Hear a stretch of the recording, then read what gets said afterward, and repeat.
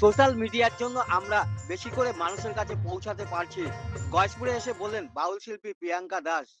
গয়েশপুর পৌর এলাকার বেদীভবন যুবকবৃন্দে সঙ্গীত পরিবেশন করতে আসেন বর্ধমানের বাউল শিল্পী প্রিয়াঙ্কা দাস। তিনি বলেন মাটির গানে একটা টান আছে। বিশ্ব ব্রহ্মাণ্ডে যা আছে তা আমার দেহের মধ্যেই আছে। পাশাপাশি তিনি বলেন এখন বাউল গানের দিকে মানুষের ঝোঁক অনেকটাই বেড়ে গিয়েছে। গান এমন মিষ্টি সুর তার, একে এই গান শুনলে পরে সবারই কিন্তু হৃদয় কেঁদে উঠবে।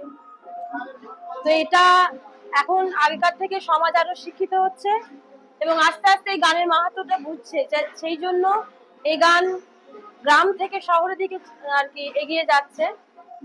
আর মাটির গানে একটা টান আছে, এই বাউল গানের একটা টান আছে, যেটা আপনার আধ্যাত্মিক জগতের। বাউল বলছে যে যা আছে বিশ্ব ব্রহ্মাণ্ডে তা আছে আমার এই দেহ ভাণ্ডে। তো দেহকে চেনার জন্য এই গান। তো আস্তে আস্তে মানুষ বুঝছে, মানুষের ভালো লাগছে। আর তার জন্য তো এই গান সবার কাছে পৌঁছে দেওয়ার জন্য তো আপনারা আছেন, ইউটিউব চ্যানেল আছে, তাদের দাদা ভাইদেরকে অসংখ্য ধন্যবাদ জানাবো। এই জন্যই সকলের কাছে আমরা পৌঁছাতে পারছি। আবার এই মানে এই যোগাযোগ ব্যবস্থাটা তো আগে ছিল না, সেই জন্য গানটা পিছিয়ে ছিল। এখন বর্তমান যুগে এটা হচ্ছে বলে সবাই জানতে পারছে।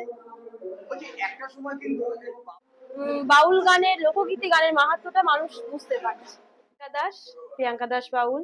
আমি আসছি আপনার পোশলা বলে একটা ছোট্ট গ্রাম থেকে, কেতগ্রাম থানা।